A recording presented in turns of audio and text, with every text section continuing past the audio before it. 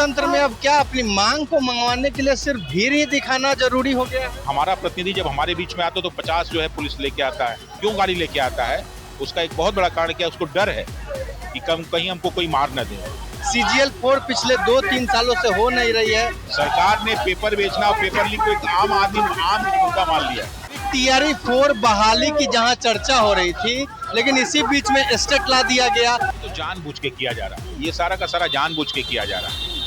जंतर मंतर में प्रशासन ने सोचा नहीं था कि इतना बड़ा आंदोलन हो जाएगा, हो गया। तो अमन ने कहा कि सर आइए, हम लोग कर रहे तो हम लोग साथ हाजिर है। जब जब यहाँ बुलाएंगे, जब जब आवश्यकता होगी, एक सही मार्गदर्शन की आवश्यकता होगी, तो गुरु के रूप में हम लोग इनके साथ रहेंगे। आप देख रहे हैं खबर पॉइंट, मैं हूं आपके साथ गुलशन कुमार।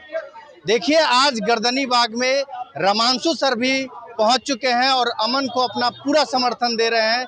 वही रमांशु सर जो 70वीं प्रोटेस्ट जो पूरे देश स्तर पे जिसकी चर्चा हुई थी, वही रमांशु सर आज यहाँ मौजूद हैं। उनसे बात करेंगे। सर, अब तो अमन जो है अनशन पे बैठ गया है। बिल्कुल, लगभग 4-5 दिन से ये लोग जो है आंदोलन कर रहे थे, लेकिन सरकार ने कोई ध्यान नहीं दिया। वैसे पहले दिन सरकार के प्रतिनिधि आए थे और इनके सारे के सारे जो मांगों को लेके गए, लेकिन सरकार की तरफ से कहीं कुछ अभी आंसर नहीं है। उसका एक बहुत बड़ा कारण क्या है कि सरकार भीड़ देखना चाहती है। लोकतंत्र की सरकार है, तो लोकतंत्र में भीड़ का बहुत महत्व है।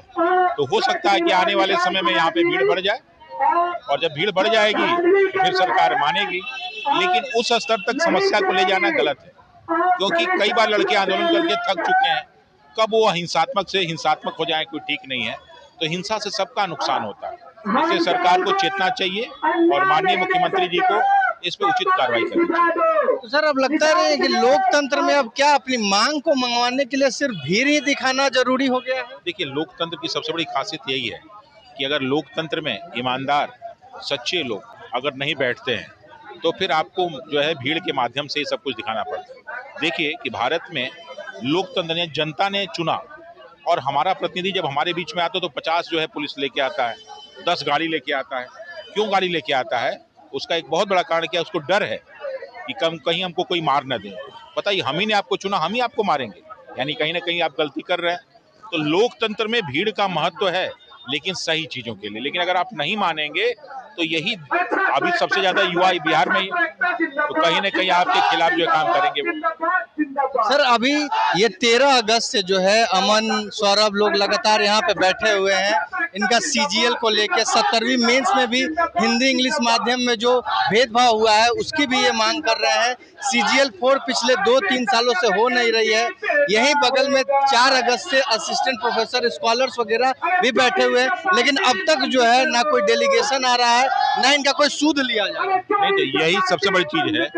यहाँ जितने भी बच्चे बैठे हैं वो शिक्षा को लेके बैठे हैं और किसी चीज को नहीं बैठे हैं। तो जब शिक्षा को लेके बैठे हैं तो सरकार को सोचना चाहिए। और शिक्षा में है क्लास 10 से लेके PhD तक, तो ये पूरा का हर भर्ती आयोग में यही समस्या है। तो ये कैसे सुधार हो?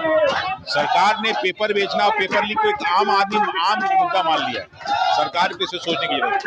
सर, अभी TRE 4 बहाली की जहां चर्चा हो रही थी, लेकिन इसी बीच में स्टेट ला दिया गया, तो नहीं लग रहा कि छात्रों को एक कंफ्यूजन में डाला जा रहा है? देखिए, स्टेट का मुद्दा अलग है, उनकी मांग है, जायज है, और TRE का मुद्दा अलग है।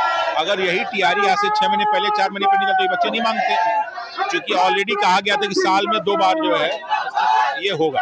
तो अब जो है तो उन्होंने अपनी मांग रखी, उन्होंने मांग मान ली, इसको अलग ढंग से देखना चाहिए। लेकिन TRE को निकालना बहुत जरूरी है और बच्चों का परीक्षा लेना बहुत जरूरी है।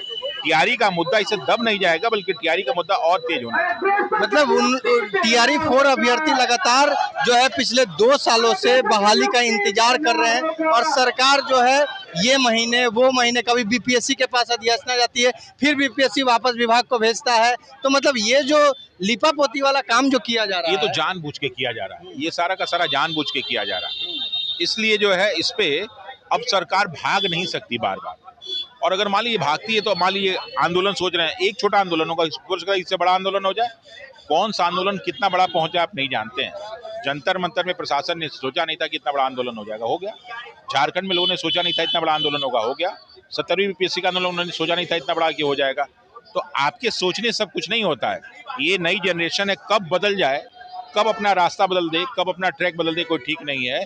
तो बेहतर है कि मुद्दा आगे बढ़ने से पहले, समस्या बड़ी होने से पहले उसका समाधान कर दिया जाए। अब तो बिहार टेक्निकल आयोग के जो है एक्सरे वाले, ड्रेसट वाले, ये सब भी यहाँ आ रहे हैं। उनका भी परिणाम पिछले साल भर से जो है वो लंबित रखा गया है। तो नहीं लग रहा है परीक्षाएं हो रही हैं तो फिर परिणाम नहीं आ रहे हैं? कोई नहीं, परीक्षा प्रणाली में हर प्रकार के सुधार की आवश्यकता है।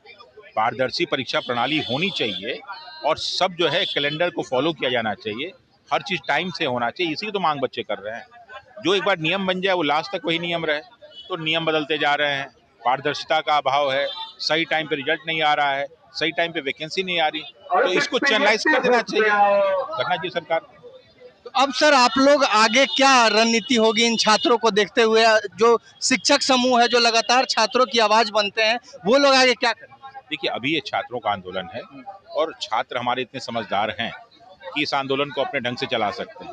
उनको जब जब आवश्यकता होगी हमारे सजेशंस की, हमारी उपस्थिति की, उस समय हम उनके साथ हमेशा मौजूद रहेंगे। आज जो है अमन ने कहा कि सर आइए, हम लोग कर रहे, तो हम लोग साथ हाजिर हैं। जब जब यहाँ बुलाएंगे, जब जब आवश्यकता होगी, एक सही मार्गदर्शन की आवश्यकता होगी, तो गुरु के रूप में हम लोग इनके साथ रहेंगे। तो सुना आपने, रामांशु सर ने स्पष्ट रूप से कह दिया है कि जब जब हमारी जरूरत छात्रों को पड़ेगी, हम यही गर्दनीबाग आते रहेंगे और छात्रों के मुद्दे की जो है वो लड़ाई लड़ते रहेंगे। और जो भी इनकी मांगे हैं वो जायज मांग है और इस मांग के साथ हमारा पूरा समर्थन है। बाकी आप इस खबर को कैसे देखते हैं, अपनी राय प्रतिक्रिया कमेंट बॉक्स में दें और जुड़े रहें खबर पॉइंट के साथ। धन्यवाद।